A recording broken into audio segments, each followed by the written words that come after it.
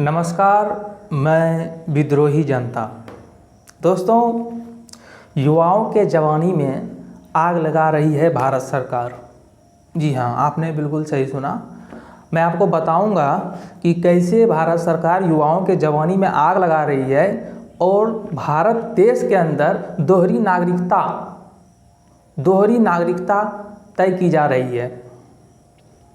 समान नागरिक यहाँ नहीं है। अब जो सरकारी बाबू हैं वो अपर क्लास हो गए हैं, आज वो शासक वर्ग हो गए हैं और हम लोग जो हैं वो शोषित वर्ग हो गए हैं। तो इसी पर बात होगी कि कैसे भारत सरकार हम लोगों के साथ खेल रही है, कैसे इस मुद्दे को उठाया जाना चाहिए और इस विचार को आगे फैलाना चाहिए। तो आइए दोस्तों बात करते हैं। देखिए, ऐसा क्यों हो रहा है? क्योंकि भारत सरकार, इसके पीछे मैं आपको कारण बताता हूँ ऐसा हो क्यों रहा है। देखिए, भारत सरकार सेम काम के लिए, समान काम के लिए किसी को 50,000 सैलरी दे रही है और वही काम करने के लिए किसी को 5,000 सैलरी मिल रही है। समान काम है। आप नहीं समझ पाए, मैं आपको एग्जांपल देता हूँ। भारत सरकार एक सरकारी शिक्षक को 50,000 सैलरी दे रही है। भारत सरकार, बिहार सरकार, जो भी कहें आप, लेकिन वही काम जब प्राइवेट में कोई शिक्षक कर रहा है तो उसे 5 से 10,000 मिल रहा है। और दोस्तों, सरकारी शिक्षक पढ़ा भी नहीं रहे हैं और प्राइवेट शिक्षक मेहनत भी कर रहे हैं। तो ये दोहरी नागरिकता क्यों हो रही है? इसके पीछे मैं कारण बताता हूँ कि ऐसा क्यों हुआ और इसके वजह से ही दोहरी नागरिकता हुई है। देखिए, जब लोगों को यह पता चला कि सरकारी नौकरी में काम नहीं करना पड़ता है तो युवा लोग उस नौकरी को लेने के पीछे पागल हो गए। मतलब सीधे सिंपल शब्द में सुने कि 2 रास्ता है, एक सीढ़ी है। जनरल कंपटीशन वो सीढ़ी है जो ये तय करेगा कि आप शोषक वर्ग में रह जाएंगे या शोषित वर्ग में जाएंगे। शोषक वर्ग, लोगों को यह करना था कि शोषक वर्ग और शोषित वर्ग को ही ख़त्म करना था, सबको समान करना था। लेकिन यहाँ दोस्तों उल्टा हो गया। लोग इस मुद्दे को नहीं लिए बल्कि लोग इसके पीछे पागल हो गए कि भैया हम भी शोषक वर्ग बनेंगे। तो नतीजा क्या हुआ?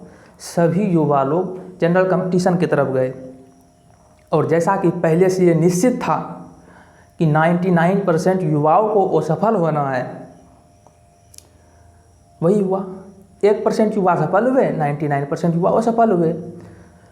लेकिन बात यहाँ पे नहीं रह जाती है कि 1% युवा सफल हो गए और 99% युवा असफल हो गए। मुद्दा ये नहीं है। मुद्दा ये है कि ये जो 99% युवा असफल हो गए, ये सिर्फ असफल नहीं हुए। जब ये जनरल कंपटीशन में इन किए थे उस वक्त इनकी उम्र थी 20 साल, 19 साल, 20 साल। और जब ये जनरल कंपटीशन से बाहर निकल रहे हैं दोस्तों, तो उनका उम्र है 30 साल, 32 साल।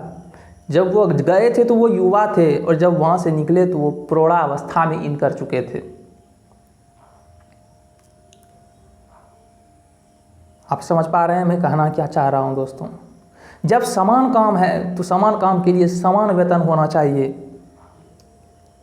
आप जर्मनी जाइए, वहाँ पर सरकारी काम और प्राइवेट काम दोनों में समान वेतन है। यहाँ ऐसा क्यों नहीं है? आप जानते हैं दोस्तों क्यों नहीं है? मैं आपको बताता हूँ। यहाँ ऐसा इसलिए नहीं है क्योंकि भारत सरकार ने दोहरी नीति अपनाई हुई है। प्राइवेट कर्मचारियों, कंपनियों के ऊपर इतना टैक्स लगा के रखा है कि प्राइवेट कंपनियाँ अपने प्राइवेट कर्मचारियों को सैलरी ज़्यादा दे ही नहीं सकती। इतना ज़्यादा उसके ऊपर टैक्स, ओवरलोड टैक्स कर दिया गया है। और प्राइवेट सेक्टर में काम करने वाले लोगों से सारा माल निचोड़ लिया जाता है और उस निचोड़े हुए माल को जाकर सरकारी बाबुओं के ऊपर निछावर कर दिया जाता है। कोई इस मुद्दे को नहीं उठा रहा है देश के स्तर पर। इस मुद्दे को तो बहुत पहले ही उठ जाना चाहिए था कि जो व्यक्ति यहाँ से गुजरात जा रहा है, जब वो 15,000, 20,000 में काम कर रहा है तो आप प्राइवेट में 20,000 में काम कर रहा है, तो सीधी सिंपल सी बात है कि तो आप सरकारी नौकरों को इतना कम कि पैसा क्यों दे रहे हैं, इतनी सैलरी क्यों दे रहे हैं, और अगर सैलरी दे भी रहे हैं तो वो काम क्यों कर रहे हैं। दोस्तों ये एक बहुत बड़ा घोटाला है। घोटाला कैसे है मैं आपको बताता हूँ। एक बहुत बड़ा मिडिल क्लास का वर्ग है जो टैक्स तो दे रही है शिक्षा के लिए, स्वास्थ्य के लिए, लेकिन टैक्स जा रहा है और इनको शिक्षा मिल नहीं रही है। इन्हें प्राइवेट में फिर से पैसा पे करना पड़ रहा है। मतलब जिस टैक्स के पैसे से इन्हें सरकार ने ये आश्वासन दिया था कि आपको मैं शिक्षा दूंगा, स्वास्थ्य दूंगा, मौलिक अधिकार दूंगा, वो मिल नहीं रही है दोस्तों। इन्हें ये एक घोटाला है। जिस प्रकार मैंने कल बताया 52,000 लगभग कितने थे मैं आपको बताता हूँ फिर से देखकर, लगभग 52,639 करोड़ शिक्षा बजट सिर्फ बिहार में दिए गए। ये बजट क्या है दोस्तों, ये पूरा का पूरा घोटाला ही तो है। इससे आम जनता को क्या मिल रहा है, कुछ भी नहीं मिल रहा है। कोई इस मुद्दे को नहीं उठा रहा। आप YouTube, फेसबुक पे जाकर सर्च कीजिए कंटेंट, जिस कंटेंट के ऊपर मैं बात कर रहा हूँ इस कंटेंट के ऊपर तो कोई बात ही नहीं कर रहा है, जबकि इस कंटेंट के ऊपर बहुत पहले बात होना था। दोहरी नागरिकता अपनाई जा रही है दोस्तों। जो सरकारी काम करने वाले बाबू हैं उनकी सैलरी ज़्यादा है, नौकरी भी परमानेंट है, चाहे वो काम करें ना करें उन्हें निकाला नहीं जाएगा। जो प्राइवेट में काम करने वाले लोग हैं उनकी सैलरी भी कम है, नौकरी भी परमानेंट नहीं है और उन्हें काम भी करना पड़ रहा है, और सरकारी वाले को काम भी नहीं करना पड़ रहा है। दुख की बात यह है कि इस चीज़ में सुधार जहाँ होना चाहिए वहाँ सुधार होने के बजाय लोग उस गेट में प्रवेश करना चाह रहे हैं जो शोषक वर्ग जो खड़ा हो गया है आज पूरे देश में, पूरे राज्य में। लोग उस शोषक वर्ग को जनतंत्र में ख़त्म करना था, लोग ख़त्म नहीं कर रहे हैं। लोग बल्कि उल्टा उस शोषक वर्ग में जाकर एंट्री करना चाह रहे हैं। हम आप सब, और इसी का नतीजा ये हो रहा है दोस्तों कि एंट्री कैसे कीजिएगा, वहाँ सीट तो 1% है दोस्तों। उस 1% सीट में अगर 10 लाख युवा पहुँच गए तो आप बताइए कितने का होगा, कितने का होगा दोस्तों। 10,000 का हो जाए, इससे ज़्यादा तो नहीं होगा ना। 10,000 तो मैंने बहुत ज़्यादा बोल दिया, कैलकुलेशन में साला लगता है थोड़ा गलती हो गया। 1,000 में 10 युवाओं को होगा।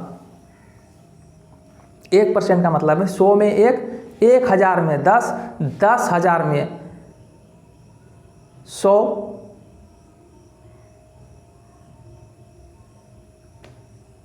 अब सोचिए आप,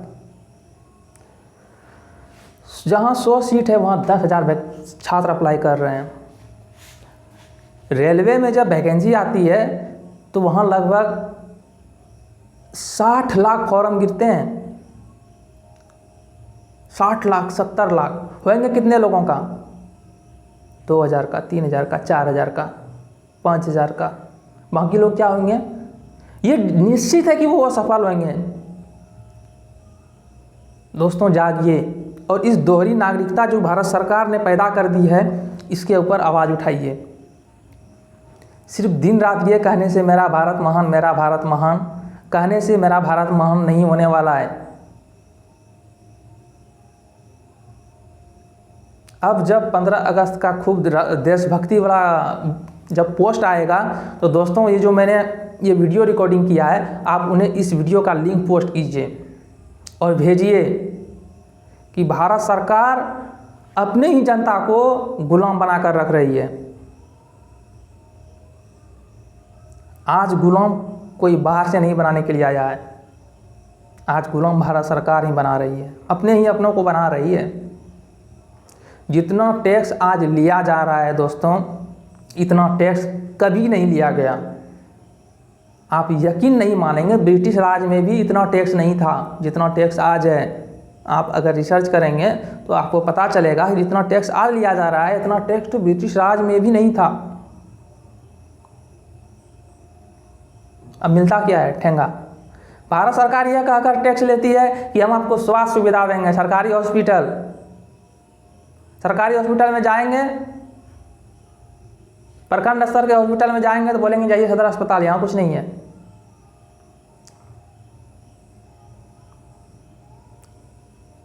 स्कूल में जाएंगे तो बोलेंगे हाँ आ जाओ बेटा, आ जाओ, पढ़ लो, बैठो। जाकर बच्चा बैठेगा लेकिन पढ़ाई नहीं होगा। पुलिस स्टेशन में जाएंगे, बिना घूस दिए, रिश्वत दिए, आप यकीन मानिए मेरा आपका FIR दर्ज नहीं होगा। ब्लॉक में जाएंगे एक मामूली सा जातीयवासी आय बनवाने के लिए, तो वहाँ भी रिश्वत देना पड़ता है।